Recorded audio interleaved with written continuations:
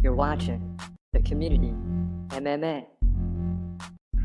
Multiple big fights on this card, but another one with Dan 50K Ige taking on Damon Jackson.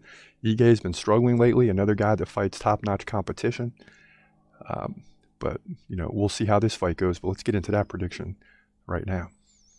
In the featherweight division at UFC Fight Night, you got Dan 50K Ige coming in at 15-6, taking on Damon Jackson, comes in at 22-4. Both these guys heading in a different direction right now. Momentum-wise, Ige's dropped like 4 of the last 5, and Damon Jackson's won 4 in a row. So we'll see how this plays out in this fight. Now, Damon Jackson, 4 inches taller at 5'11". Both guys have an equal reach at 71 apiece. Damon Jackson is a switch stance fighter where Ige fights right-handed. Now, significant strikes per minute goes to Dan Ige. He's going to land about 1 more significant strike per minute than Damon Jackson. That's about 15 over the course of 3 rounds.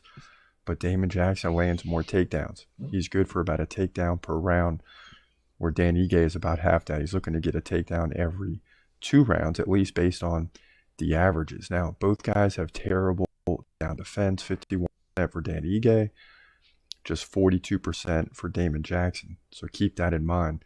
That's going to influence the ability for both fighters to land more takedowns. Now, 50K Ige has lost 3 in a row, losing to Movsarov-Loev. Good fighter, right? Josh Emmett, fighting for the interim title. The Korean Zombie. He's lost all 3 of those by decision, but in most cases fought well, except giving up 9 takedowns to Movsarov-Loev, and that did not help the takedown defense average for sure. His last win was against Gavin Tucker, who he KO'd. He also lost to Calvin Kattar. So this is why he's getting, he's number 13 contender. This is why he's getting unranked Damon Jackson, because he's struggled a little bit lately, falling in the rankings, having trouble cracking that top 10. But Damon Jackson is on the rise, beating Pat Sabatini by KO. Dan Argueta, unanimous decision.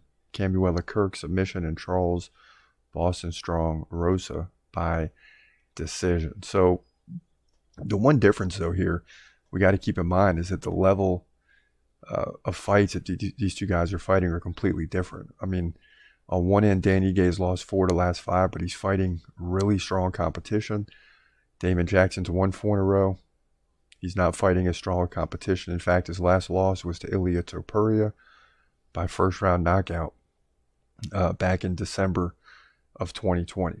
So, and then he beat Mirsad Bektik before that. But, it makes the fight hard to predict because their momentum is a factor, but Dan Ige has better competition.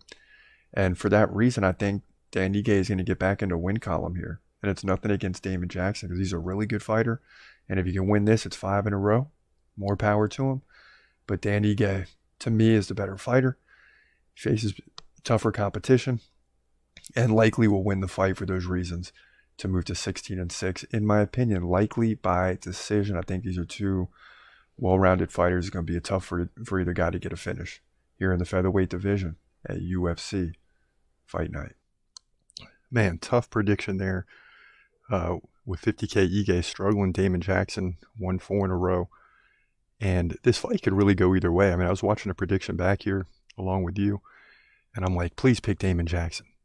Please pick Damon Jackson, because I forgot who I picked. A lot of times that happens because in these fights like this, they're so close that we'll make the prediction a few days ago, and then I forget who I picked, especially if it's not the main event. The main event's the one I track, right? Last year going like 25-11 in the main event. So hopefully we can keep that continued this year. We got off to a strong start last year, like 17-2. So as you get down into other fights, I often forget who I pick, but Dan 50K Ige has faced a tough competition, and I believe he will win this fight.